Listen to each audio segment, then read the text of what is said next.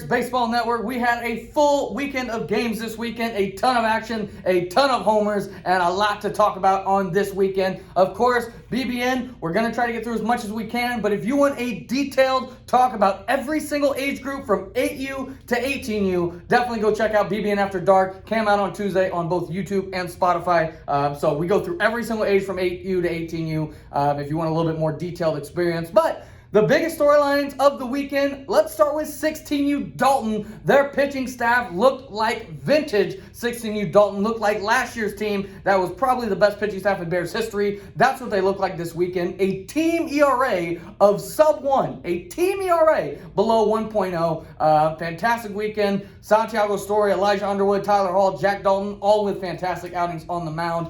And Bernie, I'm going to send this one to you. These pitching outings, it seemed like 16U Dalton looked like kind of the vintage team we expect. Which of these four pitching outings did you think was the most impressive? Most impressive? It was nice to go out there and see Elijah get 8 Ks. But probably Jack Dalton. He was out there, throws a shutout with 4 Ks, no walks. He's playing up a year now with that Dalton squad. 4 great outings, but I think Dalton's the most impressive one there. Yeah, and I think Elijah was one of those that this was his best strikeout outing of the season. He's been dealing with a little bit of injuries and stuff. He hasn't quite looked himself. So for him to have his best strikeout outing of the year, I thought was a very encouraging sign and a really encouraging thing for this team moving forward the rest of the season. Let's talk about the hitting. And I'll tell you what, it was not necessarily the usual suspects. Tegan, Vince, and Jack didn't necessarily have great offensive weekends, but two guys who did, Ty Zazueta and Jackson Dormeier, were absolutely dominant. Ty hit .857 on the weekend with 2 doubles. Jackson Dormeier had a 1645 OPS and had 2 home runs at the plate. KJ, I'm going to ask you about both these guys. Let's start with Jackson Dormeier. This is a guy who has been in the Bears a long time, looking like he's turning back into that superstar. What did you think of Jackson Dormeier this weekend, and did you see a multi-home run effort coming?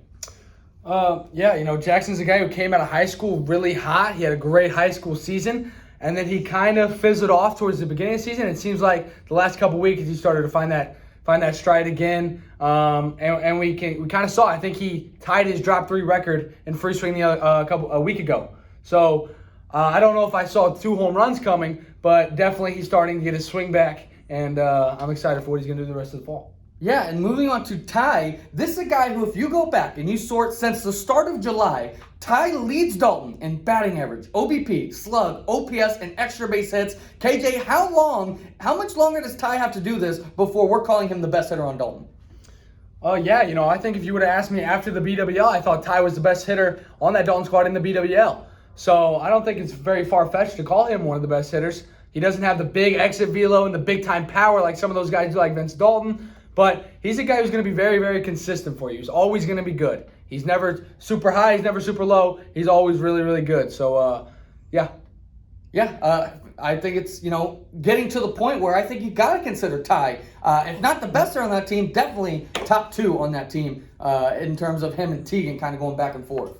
Okay, let's go ahead and move on to 14U Floyd. This team was very, very good on the weekend, 5-0, and really it was the bats that came out to play for this 14U Floyd team. This team is 29-4 over their last 33 games. That is the second best record in the Bears over that span. Barney, do you know who's got the best record in that span?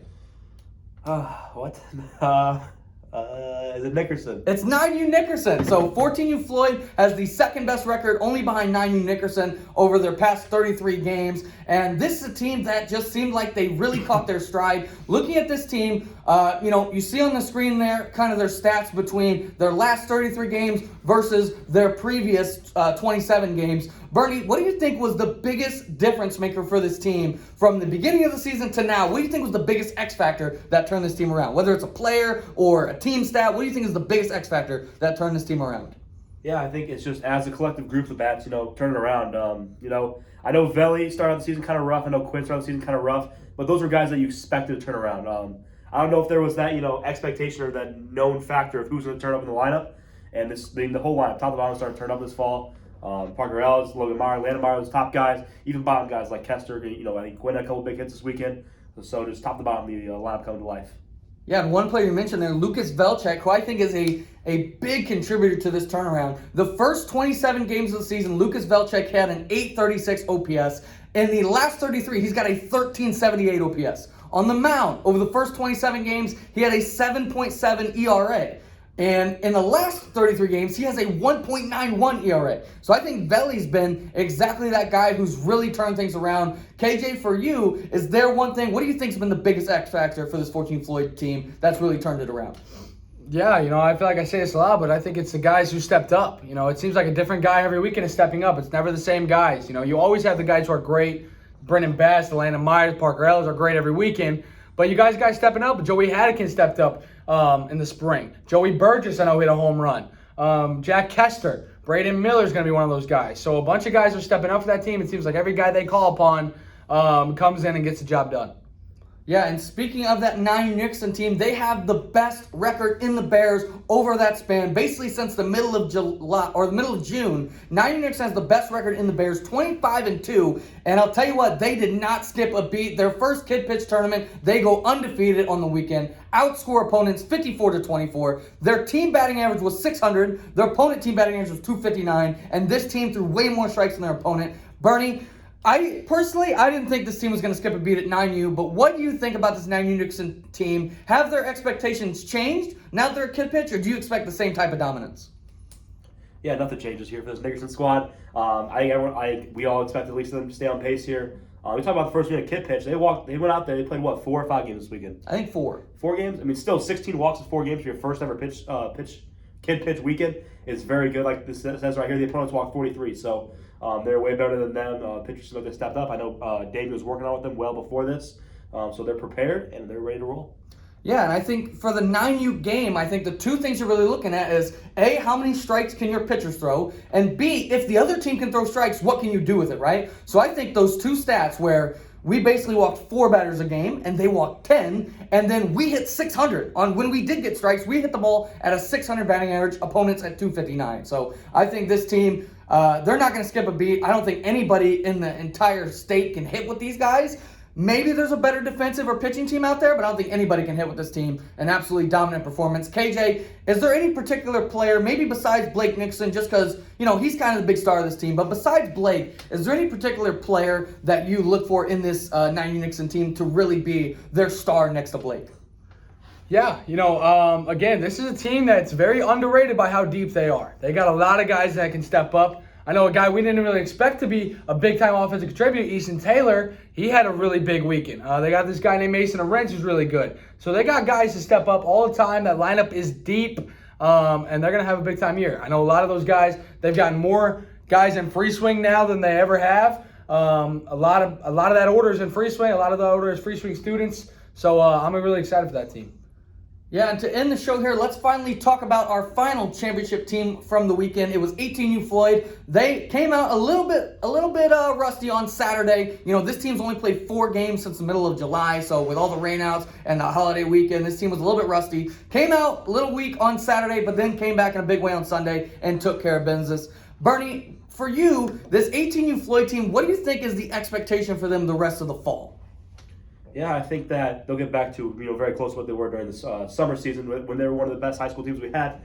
For me, it's just maybe the pitching staff for me, maybe who's going to step up behind Mac and Elliott, right? How sharp can Elliott be? Because Elliott was not on his game this week. I don't think Mac was exactly sharp either.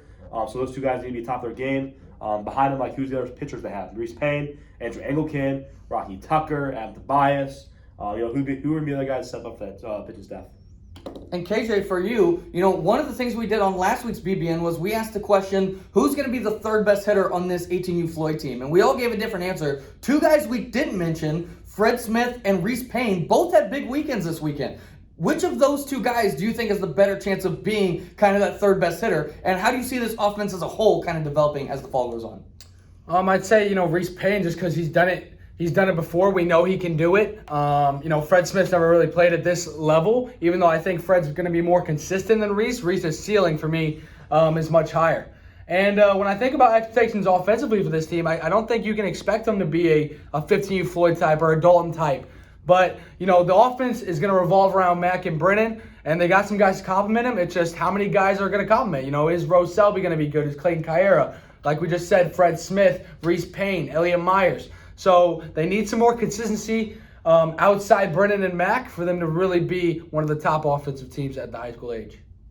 Yeah, 100%. I agree with that. I think this team's going to live and die through what Mack and Brennan do and who's able to complement them in the lineup. But that's going to do it for this episode of the Bears Baseball Network. Again, if you want to hear every single age from 8U to 18U, go ahead and check out BBN After Dark. But before we get out of here, let's go ahead and check out the biggest doubles, the biggest triples, the biggest homers from the weekend. It's Hackin Time.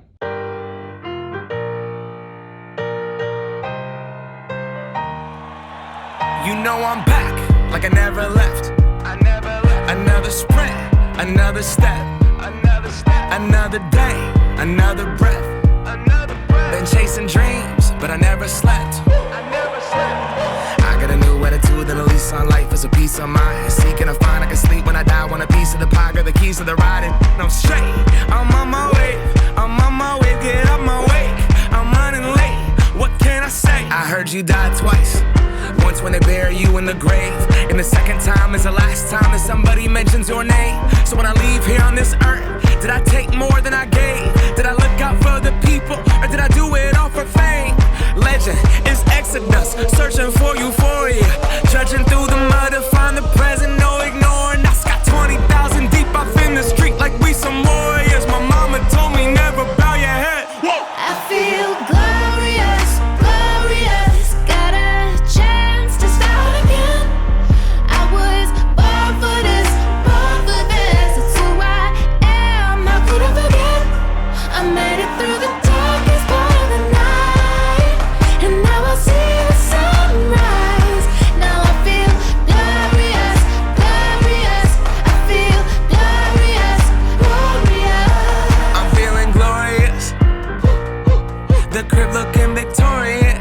Oh yes it is. You know that we've been going it since we hopped out that DeLorean.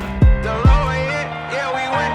On guard, things are just things. They don't make you who you are. Can't pack up a U-Haul and take it with you when you're gone. We posted on the porch, my family's glasses to the stars. My grandma smiling down on me like, whoop, that boy got bars.